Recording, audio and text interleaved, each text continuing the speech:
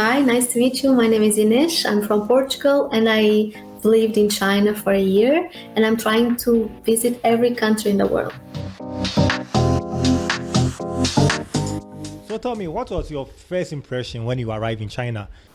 So at first it took more than a day to get there. So I was extremely exhausted. It was my first long flight like that. And then when I arrived at the campus where I was going to live, it was dark and no one could tell me where to go. And also people didn't really speak English and everything was in Mandarin and internet didn't work because you need a VPN if you want to use our, for example, Google Maps or something. So it was I would say the first hour I was a bit scared because it was such a big contrast and I could not get help. So I was like, oh my God, if this is the first hour, how am I going to survive here a year? But then things improved. Oh, I see. So you spoke about being scared. Why? You thought China wasn't a safe country or what? No. So not scared in that sense. Scared more like, how am I going to navigate this if I cannot know my way around, or like if the apps I'm used to use don't work. For example, Google Maps. I didn't know I need an alternative. So like, if you cannot, navigate on the streets, and it's such a big city. And I remember back then, as I said, this was my first big experience. So I was really like, I knew so little. Looking backwards, like I needed to learn things like on the go. Nice one. GH Africa TV is more about education and also entertainment. So you've been in China. Let me ask you, any surprising moments, any funniest moments you experienced due to cultural misunderstanding? There was a very fun one, which is in their culture, it's very important for the retired people to keep healthy because they want to be. They have a very strong hierarchy of grandparents, parents, and child. So the grandparents are a very key part of society, and when they retire, they want to be, young and helpful. So they every day in the evening they are dancing on the streets, and this was so lovely. We don't have this in Portugal, and I think it was like so joyful to see, that they take this time to be together as family, and they even asked me to join them when I was looking at them. So it was, I don't know, a lovely experience. Yeah, imagine a group of like 50 elderly people, maybe 80 years old, just dancing together in like synchronized. It was so cute. And then, for example, the men used to do more martial arts, and it was really like I would look at these people and think, I'm not fit at all. They were so keen on, being taking care of their bodies. It was really nice. Let's look at the food. You as a traveler, let me ask you, how did you enjoy the food in China? How was the food in China? I loved it because they use so many different spices, and even within the same country, it's not comparable. It feels like each region has their own unique cuisine. For example, I visit Sichuan, which is the province with the most or the spiciest food. I suffered. I did suffer there. But then in Shanghai, it was really fun also to try all these things. And many times I could not read the menu, so I would just like point, to try different things. Sometimes was a good one, sometimes was not good. For example, once I ordered randomly and I got frog, and I was like, okay, like frog legs. I was like, I don't know if I want to try this now, but it was a fun experience. Wow, frog legs. So tell me, were you able to also taste other foods like spiders, rats? Were you able to also taste some of the foods? So I didn't try too many weird things because then I was also told, for example, in Beijing, capital, they have a street with like weird foods, but this is just done for tourists. So it's not like the way locals do. There I tried a scorpion and a spider.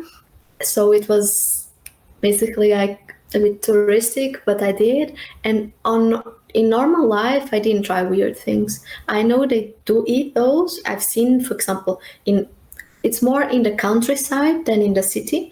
But in the countryside, I've seen like snakes or shark or dog or like, and it depends on the region. But I didn't try those. I didn't. I also want to sometimes because of not falling sick, because you would see the animals in cages in front of the restaurant. So then, I didn't want to get my chances because my body's not used to. So I would try to not get sick. Wow. So tell me, how tasty was the spider and also the scorpion? How was it? Actually, it was much tastier than I thought because it's like fried. So it's like French fries. I swear, it's like it's good. But the weird thing is like you feel they have hair, like hair legs, and you feel it. So it's a bit, that part was weird. But if you don't think of that, it's like crunchy. Wow. You seem to love Yeah. China a lot. You really seem to love China. So tell me, what is something you love about China that you didn't expect in China? Tell me. Oh, that I didn't expect. I would say the curiosity of the people, because sometimes people talk badly about certain countries because of their government, and people forget the government is different of people. And I only was faced with curiosity of the locals, like like, why are you here? And on the news, it's always like people portray China as an enemy, but it was really interesting. They, for example, have curls, they don't have curls. So then the locals would be so curious, like touching my hair or asking me, and that was, I don't know, such a nice thing to see. And China opened recently as a country during so many years. It was closed, and I guess people are just not used to foreigners, and this is, nice to see.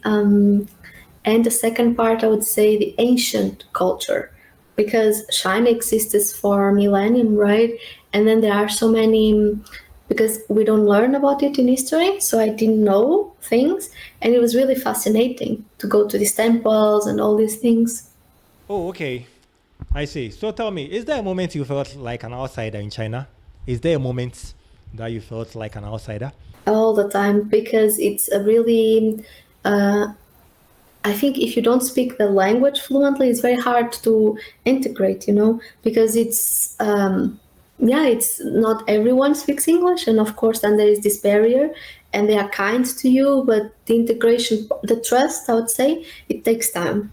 Great one. So we are almost done with our conversation, though. We are almost done. So, like how I always do, I want you to give an advice to anyone who wants to travel to China. Like many will love to visit China. So, you as a solo traveler, I want you to give an advice to anyone who wants to travel to China. But first, if in case you just join us here at didint Africa TV, my name is Nino.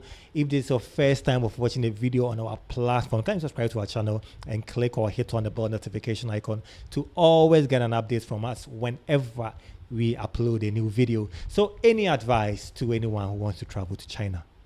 So China is the easiest place to start, I would say, being honest, because it's so there are cameras everywhere. If do you agree with these or not, it's a different topic, but the fact that they are, so you are very safe because they check everything.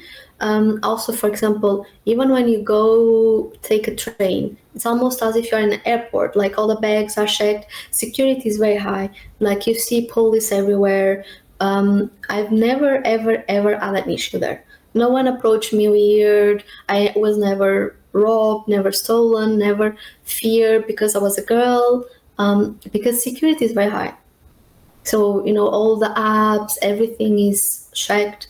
Of course, then you can think of the bad side of this, but the good side is that you will always be safe. And the second part is foreigners have, as I said, a high hierarchy, let's say, on the way they perceive us. So everyone wants to help you. No one will do anything bad to you.